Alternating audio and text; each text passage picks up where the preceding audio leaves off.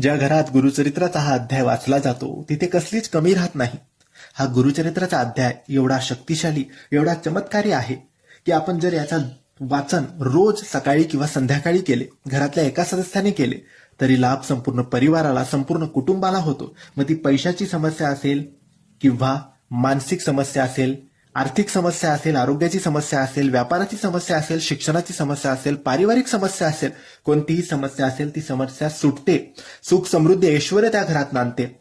याचे कोणतेही नियम नाही.